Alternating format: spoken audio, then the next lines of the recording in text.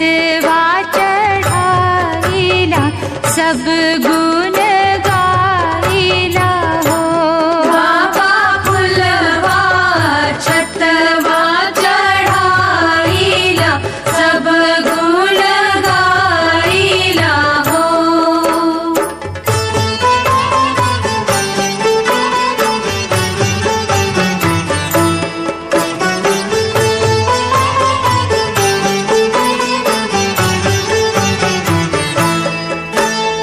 अस घरवाई बसैया नरिया से बाछिल हो।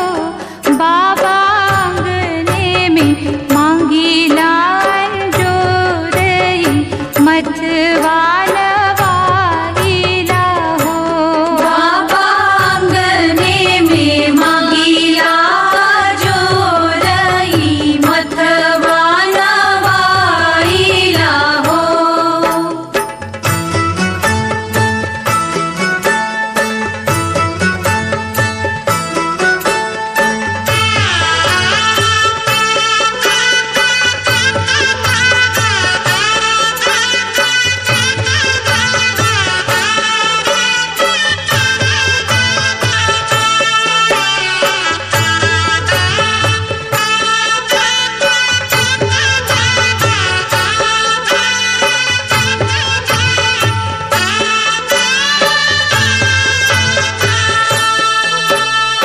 गज मोती चौका पुराईला अचरा बिछाईला हो।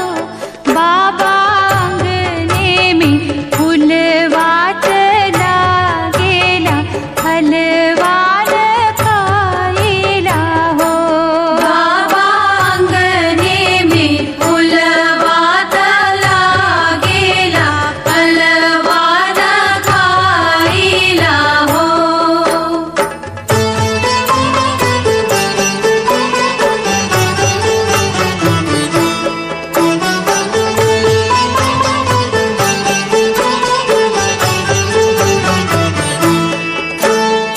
ताना देके कहे रे गोतनी आई बाछवा बहनी आलू हो। बाबा सुनी सुनी बोलिया गोतनिया लोरवा बहाईला हो। बाबा सुनी सुनी बोलिया गोतिनिया मोलरवा बहाईला हो।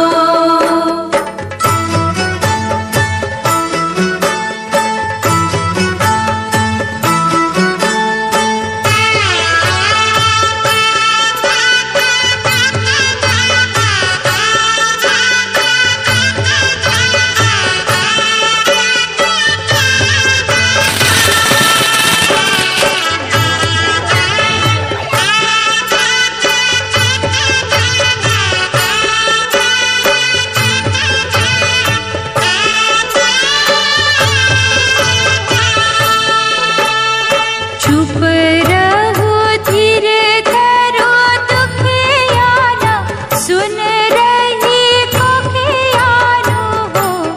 बस आजू के नवये महीनवा होरिला मुस्काईला हो। बस आज के नवये महीनवा होरिला मुस्काईला हो।